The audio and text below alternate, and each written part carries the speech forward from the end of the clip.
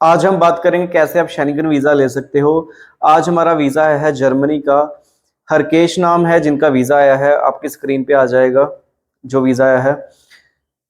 किस तरीके से हमने वीज़ा लिया, क्या-क्या डॉक्यूमेंट्स लगाए थे, वो हम सारी बात करने वाले हैं आज। और बिल्कुल पर्टिकुलर जो डॉक्यूमेंट्स हैं वो आपको बताएँगे क्या-क्या बेसिकली डॉक्यूमेंट्स लगे थे सारे, कोई एक्स्ट्रा डॉक्यूमेंट्स नहीं थे लाइक जो रहता है सीए रिपोर्ट्स लगाते हैं, कई एजेंट्स क्या वो करते हैं कि सीए रिपोर्ट्स लगा देते हैं।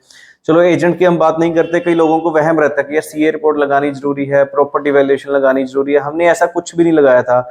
और सबसे बड़ी बात है कि क्लाइंट का पहले एक रिफ्यूज़ल भी था शेंगेन वीज़ा जो उन्होंने अप्लाई किया था, पहले एक रिफ्यूज़ल भी थी।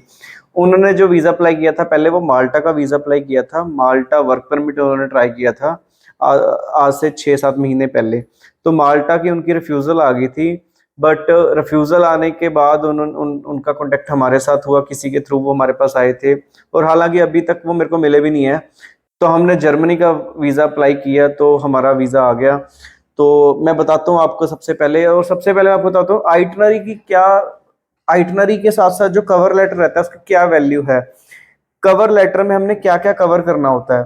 बेसिकली कवर लेटर में हमने सारी चीज़ें लिखनी होती हैं कि हम क्या काम करते हैं, कितने फंड्स हैं, क्या-क्या हम डॉक्यूमेंट्स लगा रहे हैं फाइल में, वो सारी चीज़ें कहाँ-कहाँ घूमने जा रहे हैं हम, जर्मनी ही क्यों घूमने जा रहे हैं, वो सारी चीज़ें हमने कवर लेटर में कवर करनी होती हैं। तो वो सारी चीज़ें जो मैं आपको प्रोफाइल बताने वाला हूँ अभी, वो सारी मैं कवर लेटर से बताने वाला हूँ। मैं कोई एक्स्ट्रा डॉक्यूमेंट्स नहीं उनके ओपन कर रहा। कवर लेटर देखूँगा, जस्ट उसी से ही आपको चीज़ें बताता रहूँगा कि उनकी प्रोफाइल क्या थी।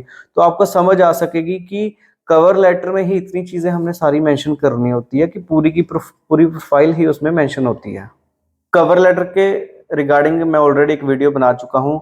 वो वीडियो आपको डिस्क्रिप्शन में दिख जाएगी, उसमें सारा कुछ बताया हुआ है कि आपने कवर लेटर, आइडियल एक कवर लेटर कैसा बनेगा। आप वैसे ही उसी तरीके से आप अपना भी कवर लेटर रेडी कर सकते हो। वो ही कवर लेटर मैं अपने वीज़ाज़ के लिए लगाता हूँ, वही कवर लेटर जो भी कोई और वीज़ा अप्लाई करवाता है, वो स्टैंडर्ड एक फॉर्मेट है कवर लेटर का। उसमें बेसिक सी चीज़ें आप चेंज कर सकते हो।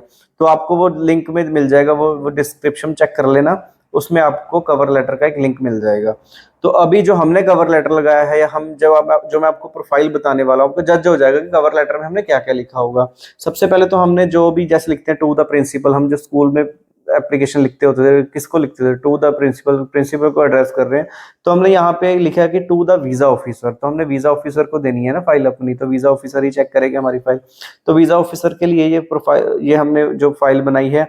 तो सबसे पहले मैं बताता हूँ कि इनका जो हमने सिंगल एंट्री वीज़ा अप्लाई किया था, सिंगल एंट्री अप्लाई वीज़ा किया था, बट आप देखोगे कि फर्स्ट टाइम अप्लाई किया है और जर्मनी का मल्टीपल एंट्री वीज़ा आया है इनका। 1 महीने का वीज़ा आया है फर्स्ट अटेम्प्ट पे, 9 दिन की इनको स्टे मिली है वहाँ पे, बट मिली मल्टीपल एंट्री है। आप देखोगे कि मल्टीपल एंट्री वीज़ा दिया इन्होंने, जर्मन ने। माँगा था हमने सिंगल एंट्री वीज़ा।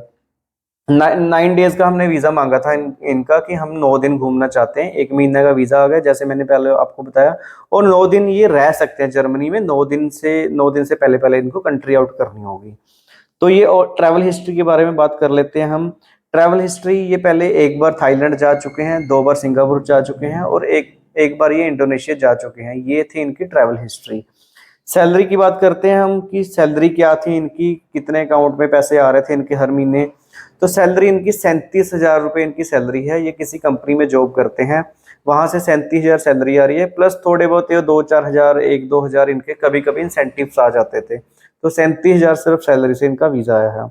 और फंड्स की बात कर लेते हैं कि फंड्स कितने थे इनके। फंड की हम बात करें, 6.5 लाख रुपए के आसपास फंड्स थे, मतलब 6,52,000 इनके फंड्स थे। तो हमने जो कवर लेटर में मेंशन किया था वो लमसम मेंशन कर दिया कि 6.5 लाख रुपए इनके अकाउंट में पड़े हुए हैं। और इसके अलावा हमने क्रेडिट कार्ड की स्टेटमेंट्स लगाई थी, 2 ढाई लाख, 2,40,000 के आसपास इनकी जो क्रेडिट कार्ड की लिमिट है मंथली, तो वो भी हमने, जिनकी स्टेटमेंट्स थी वो भी हमने अटैच करी थी उसके साथ। तो उसके अलावा हमने जो पर्टिकुलर आपको एक-एक चीज़ डॉक्यूमेंट्स बताता हूँ, लिस्ट बनी हुई है जो कवर लेटर में हमने मेंशन करी है कि हम ये डॉक्यूमेंट्स अटैच कर रहे हैं। वो सारे डॉक्यूमेंट्स आपको बताता हूँ। एक तो ओरिजिनल पासपोर्ट हमने अटैच किया था, पासपोर्ट के साथ वीज़ा एप्लीकेशन फॉर्म हमने फिल करना होता है। वीज़ा एप्लीकेशन के फॉर्म के साथ हमने ट्रैवल आइटिनरी, पर्टिकुलर एक 9 दिन की ट्रैवल आइटनरी हमने अटैच करी थी। एनओसी लेटर होता है, लीव लेटर बोल सकते हैं, जहाँ पे ये जॉब करते हैं वहाँ से एक लीव लेटर मिलता है, या एनओसी भी बोल सकते हैं हम। वो एक लेटर मिलता है कि हमें कोई प्रॉब्लम नहीं है, कि हमारा जो एम्प्लॉई है हरकेश जी हैं, वो घूमने जाना चाहते हैं जर्मनी 9 दिन के लिए, और उसके बाद हमारी कंपनी दोबारा ज्वाइन कर लेंगे। वो एक स्टैंडर्ड फॉर्मेट रहता है, आपको वो लगाना होता है। और हमने एक कंफर्म टिकट लगाई थी, जिसको हम डमी टिकट बोल देते हैं, कंफर्म टिकट। वो पेड नहीं होती, हमने कोई पेमेंट नहीं दी थी फ्लाइट टिकट्स की। वो जो कंफर्म टिकट होती है 1,000, 1,500, 2,000 के आसपास, वो हमने लगाई थी। उसके अलावा होटल की रिजर्वेशन करवाई थी, वो कंफर्म्ड थी होटल रिजर्वेशन, हमने पेमेंट नहीं करी थी। होटल बुकिंग भी डमी लगाई थी हमने, कोई पेमेंट नहीं हुई थी उसकी। उसके अलावा ट्रैवल इंश्योरेंस होती है, ट्रैवल इंश्योरेंस बहुत ही चीप मिल जाती है, 700-800 में ट्रैवल इंश्योरेंस मिल जाती है आजकल। और अपॉइंटमेंट जॉब, जॉब का जो अपॉइंटमेंट लेटर है वो लगाया था, जहाँ पे ये जॉब करते हैं, मान लो इनकी 2 साल पहले वहाँ पे अपॉइंटमेंट हुई थी, उसका हमने अपॉइंटमेंट लेटर साथ में अटैच किया था। 3 महीने की सैलरी स्लिप लगाई थी हमने सिर्फ। अब बताऊंगा आपको, स्टेटमेंट जो थी सिर्फ 3 महीने की स्टेटमेंट लगाई थी हमने, और साथ में सैलरी स्लिप्स भी इनकी सिर्फ 3 महीने की लगाई थी हमने। तो 3 महीने की स्टेटमेंट से इनका वीजा आया है।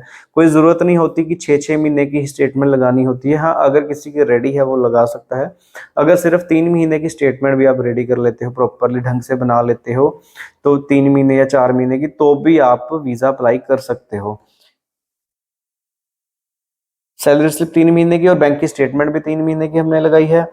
और इनकम टैक्स रिटर्न जो है आईटीआर, और आईटीआर 3 साल की हमने लगाई है। अब ध्यान देने वाली बात है, आईटीआर के साथ हमने कंप्यूटेशन भी लगाई थी। तो आप अगर वीजा अप्लाई कर रहे हो, आईटीआर के साथ आपको कंप्यूटेशंस भी लगानी है साथ में। और हमने 2 रिसेंट फोटोग्राफ्स दी थी, जो वीजा फॉर्म पे लगनी है, वो हमने फोटोग्राफ्स इनको दी थी। उसका एक साइज रहता है प्रॉपर। और क्रेडिट कार्ड की स्टेटमेंट, 3 स्टेटमेंट्स हमने क्रेडिट कार्ड की हमने लगाई थी, जो बिल आता है उसकी हमने स्टेटमेंट्स हमने लगा दी थी। ये सारे कुछ डॉक्यूमेंट्स लगाए थे, सिर्फ 12-13 डॉक्यूमेंट्स टोटल लगे थे। कोई सीए रिपोर्ट नहीं लगी, कोई प्रॉपर्टी वैल्यूएशन नहीं है, कोई एफिडेविट नहीं लगा कि जैसे लिखा होता है, नोटराइज करवाया होता है कि ये it is valid for outside country या for visa and all that, ऐसा कुछ लिखा होता है उस पे, स्टैंप पे। वो सारी चीजें हमने नहीं लगाई थी। तो इन डॉक्यूमेंट्स के साथ भी आप अपना वीजा ले सकते हो। अगर आप 10-15 लाख लगाने की सोच रहे हो वीजा के लिए, तो भाई मत लगाना। कोई अगर आपको बोल रहा है कि 10 लाख ले लूंगा, रीच करवा दूंगा, या वीजा दिलवा दूंगा, शॉर्ट वीजा, उन चक्करों में आपको जरूरत नहीं आने की।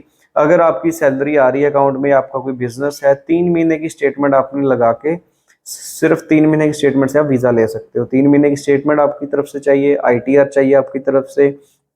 उसके अलावा जो भी आपकी सेविंग है, एफडी है, या जो भी है ना, या बैंक अकाउंट में, सेविंग अकाउंट में पड़ा है, और एक आपका पासपोर्ट चाहिए। ये 3-4 डॉक्यूमेंट्स चाहिए होते हैं आपकी तरफ से। बाकी जो डॉक्यूमेंट्स रहते हैं वो कवर लेटर, आइटनरी, वो जहां से आप वीजा अप्लाई करोगे वो खुद लगा सकते हैं। अगर आप सर्विसेज लेना चाहते हो, कोई मतलब 10-20 लाख लाने की जरूरत नहीं होती। सिर्फ अगर आपका वीजा आना है तो 10-20 हजार, 30 हजार में भी आपका वीजा आ सकता है। तो ये सारे डॉक्यूमेंट्स लगाए थे, आप अपने डॉक्यूमेंट्स इसी तरीके से रेडी कर सकते हो। तो और आप इसी तरीके से अपना भी वीज़ा ले सकते हो। तो जुड़े रहिए चैनल के साथ, ऐसी और भी जानकारियों के साथ आपके साथ मिलते रहेंगे। धन्यवाद।